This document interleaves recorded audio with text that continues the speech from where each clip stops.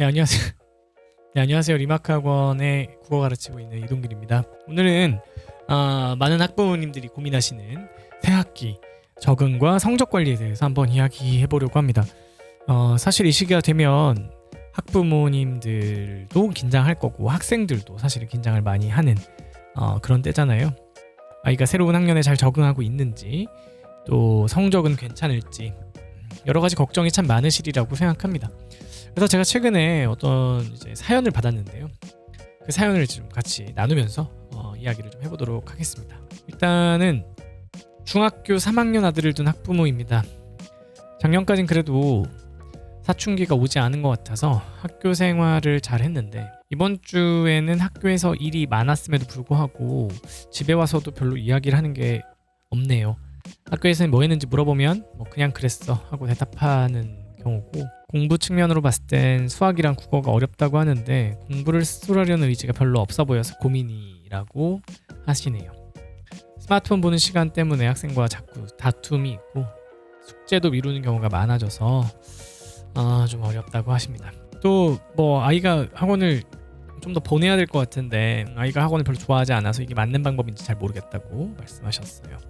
부모 입장에서는 너무 간섭하면 아이가 반발할 것 같고, 그렇다고 그냥 두면 학습 습관이 흐트러질 것 같아서 어떻게 해야 할지 고민이라는 내용이었습니다. 자, 이런 고민들 많이 하시리라 생각합니다. 중학교 3학년 뭐 질풍노도의 시기 아닙니까? 호르몬 변화도 많이 있고 학생들도 입시 혹은 성적이라는 것에 대한 부담감도 좀 많이 느끼는 때일 거라고 생각하면 좋을 것 같습니다. 또 부모님과 더 이상 그렇게 편하거나 가벼운 대화만 이루어지지는 않고요. 저도 이제 이런 고민들은 학부모님들 만나보면 거의 뭐 열의 일곱 여덟은 대부분 비슷한 반응과 비슷한 고민을 호소하시는 것 같습니다. 그래서 오늘은 새학기에 아이가 잘 적응할 수 있도록 돕는 방법이 무엇이 있을지, 그리고 실질적으로 성적 향상을 위해서 학부모가 할 수 있는 역할에 대해서 한번 현실적으로 이야기를 좀 나눠보도록 하겠습니다. 일단 첫 번째입니다. 초반 적응이 되게 중요합니다. 그러니까 새학기 한 달 동안은 학교, 그리고 뭐 학교를 중학교나 고등학교로 학교 급이 바뀐 경우라면 더더욱 익숙해지는 게 좀 어려울 때고요. 또 학년이 달라지는 경우라고 한다 해도 선생님이나 친구들이 바뀌는 거기 때문에 상당히 예민하고 모든 상황들이 조금 부담스러울 수 있습니다. 그렇기 때문에 기본적으로 좀 질문이 가벼웠으면 좋겠습니다. 그러니까 학생은 안 그래도 되게 좀 압박을 받는 그런 시기입니다. 친구들과의 관계나 새로운 사람을 만나는 것에 대한 어려움은 사실 엄청 이성향의 학생이라고 하더라도 어려움은 마찬가지로 가지고 있어요.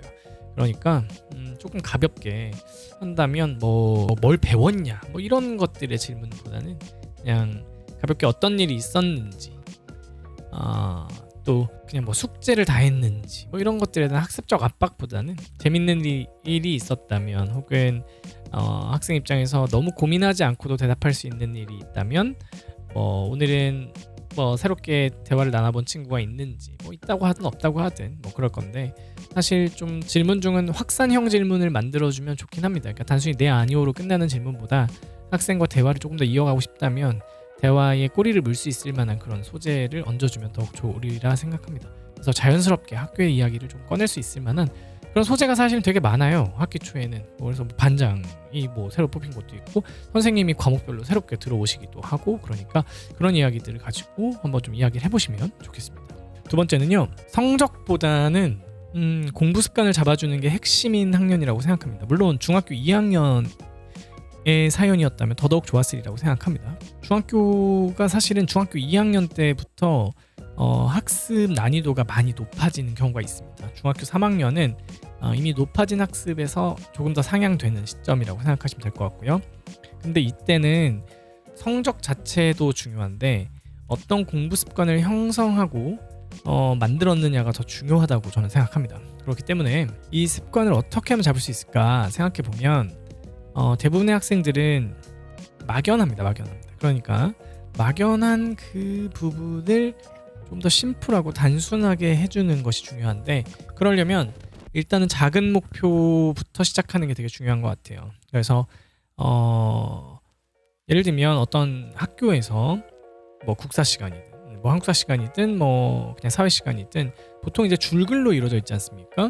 이 줄글로 이루어져 있는 몇 개의 페이지를 조금 더 간소하게 요약할 수 있는, 그래서 실제적으로 그 수업 시간을 통해서 무엇을 배웠는지에 대해서 더 좀 요약할 수 있는 능력을 기른다면 학생이 내가 공부를 하면 실제적으로는 요걸 배웠구나, 요거를 전달하기 위해서 선생님이 이런 과정들을 거쳤구나 라는 거를 좀 역으로 고민해 볼 수 있는 그런 시간이 될 수 있을 것 같아요. 그래서 매일 그 각 과목에 있어서 사소한 내용들이라도 그 수업에 있어서 결국 가장 중요한 내용이 무엇이었는지를 좀 찾아가는 연습, 그게 큰 목표가 될 수도 있지만 좀 작게 생각해 보면 어떻게 보면 사소한 목표일 수도 있습니다. 그래서 그런 것들을 좀 연습하면 좋을 것 같고요. 기본적으로 이제 공부하는 것 자체에서는 짧고 집중력 있게 하는 것을 추천드립니다. 엉덩이 힘을 기르는 거 당연히 중요해요. 당연히 중요하고 해야 되는 거 맞는데, 앉아 있을 때 해야 하는 일들에 대해서 학생 스스로가 구체화되어 있지 않거나 그것에 대한 어떤 특정한 행동 요령들이 좀 정립되어 있지 않으면 엄마가 요구하는 건 자리에 앉아 있는 거기 때문에 앉아 있게는 되는데, 문제는 그게 이제 만성화됐을 때 그냥 앉아 있기만 하는 경우가 되게 많습니다. 그러니까 구체적인 행동 목표가 좀 있으면 좋을 것 같고, 굳이 시험 기간이 아닌 현 시점에서 오래 앉아 있는 걸 목표로 하기보다 어떤 목표를 가지고 앉아 있게끔 하는 것이 더 좀 좋을 것 같습니다. 세 번째는 자기주도 학습을 할 수 있도록 좀 유도하는 방안이 중요한데요. 이제 어머님들은 답답하시죠. 학생 이렇게 보면 맨날 뭐 게임이나 하고 있고 뭐 그런 건데, 사실 이제 여기에서 게임의 반동, 그러니까 게임을 안 한다고 공부를 하는 건 아니니까 게임하지 말라고도 이야기하고 공부를 하라고도 이야기하시는데, 적당한 수준의 딜은 필요한 것 같습니다. 어쨌든 학생이 가장 원하는 거를 위해서 해야 하는, 좀 포기해야 할 것들을 좀 결정 지어주는 것도 맞고, 그런 매듭을 맺고 하는 것도 사실은 부모님의 역할이 맞습니다. 그렇기 때문에 아이가 자기주도적으로 학습을 할 수 있게끔 해야 할 첫 번째는 가시적으로 공부 계획을 세우는 게 전 되게 중요하다고 생각합니다. 그러니까 저희가 이제 방학 동안에 스파르타 프로젝트로 이제 학생들을 공부 코칭을 하고 있는데, 이 코칭을 할 때마다 보면 공부 기량이 높은 학생과 그렇지 않은 학생의 가장 큰 차이는 계획을 세우고 그거를 반복해낼 수 있는 학생과 이걸 특별한 이벤트로 생각하면서 접근하는 학생들이 있어요. 그러니까 이걸 일상이 되게끔 하느냐, 이걸 일상에 특별한 일이 되게끔 하느냐, 이제 요게 저는 결국은 갈림길이라고 생각하는데, 중학교 2학년 3학년 수준이라면 하루 공부 계획을 세워서 자기가 가시적으로 아무것도 안 했네, 무엇을 했네, 많이 했네, 적게 했네 라는 걸 좀 볼 수 있게 하는 게 제일 중요한 것 같습니다. 그래서 크게 보면 계획을 세워보고, 그리고 틀린 문제 같은 경우 또 따로 정리해보는 이런 습관 같은 것도 되게 좋을 것 같고요. 결국은 이제 메타인지의 향상이 결국은 저는 부족한 인지 능력을 메꿀 수 있는 유일한 방안이라고 생각하거든요. 그래서 좀 자기 반성을 할 수 있을 만한 그런 어떤 자리나 시간, 그리고 하루의 루틴 이런 걸 만들어주는 건 되게 중요하다고 봅니다. 네 번째는 시험 대비를 할 때 좀 전략적으로 했으면 좋겠어요. 중학생들은 공부 기간을 그렇게까지 늘리지 않아도, 기간을 많이 늘리지 않아도 공부할 수 있는 것들이 그렇게 시험 범위가 많지 않다고 저는 생각하거든요. 그래서 시험이 다가오면 당연히 일정 시간 동안은 집중적으로 많은 공부를 해야 되는 건 맞지만, 무제한으로 이걸 또 이렇게 늘리지 말고 학생이 어떻게 하면 해당 단원에서 선생님들이 요구하시는 문제를 맞추기 위해서 어떠한 노력을 해야 하는지에 대해서 좀 이 과정들을 계속적으로 좀 점검해주면 좋을 것 같아요. 그러니까 이 문제를 풀어, 이 문제를 풀어가 아니라 이 문제가 해당 단원에서 왜 나오게 됐는지, 그러면 이 문제를 물어보는 사람들의 의도는 내가 무엇을 알아야만 하는지, 이런 것들에 대한 점검이 좀 저는 더 중요하다고 생각하거든요. 그래서 이제 이런 부분들을 학부모님께서도 좀 염두하시면서 단순히 시간이나 양적으로만 해낼 게 아니라 그렇게 하는 건 할 수 있어요. 그게 더 쉬워요, 사실은. 그리고 지시하는 측면에서도 그게 더 쉽고.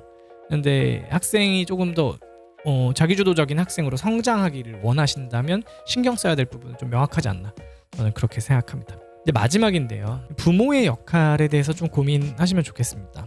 결국 이 시기의 학생들은 상당히 불안정하죠. 어머님 아버님들도 이 시기를 다 겪어보셨으니까 잘 아시리라 생각합니다. 저 역시도 마찬가지였고요. 그럴 때일수록 되게 학부모의 지지나 지지가 많이 필요합니다. 그래서 학생을 압박하는 것은 일정 부분 효율이 있고 결과도 낼 수 있는 건 맞아요. 그런데 전 되게 단기적인, 그리고 그 현실을 잠깐 있게 해주는 정도의 그냥 미봉책이지 않나라는 생각입니다. 결국은 공부는 학생이 하는 거기 때문에 기본적으로 전 학부모의 스탠스는 응원하고 조언해주는 게 맞다.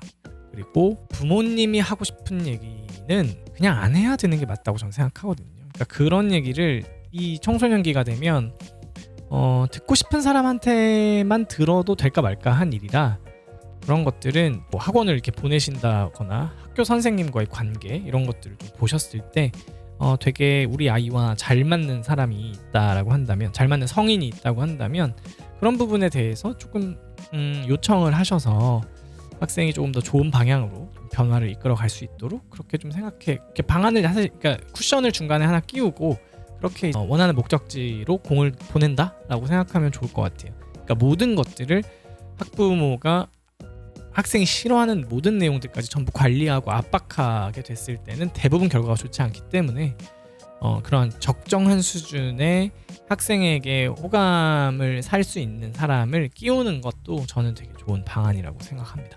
그래서 긍정적 피드백을 주로 많이 주시고, 하고 싶은 무거운 얘기나 좀 학생한테 진짜 따끔하게 해줘야 되는 때는 빈도를 늘리기보다 강도를 조금 높여서 횟수를 줄이실 때 확실하게 해야 할 메시지는 정확하게 전달해 주시는 게 맞지 않나 라고 생각합니다.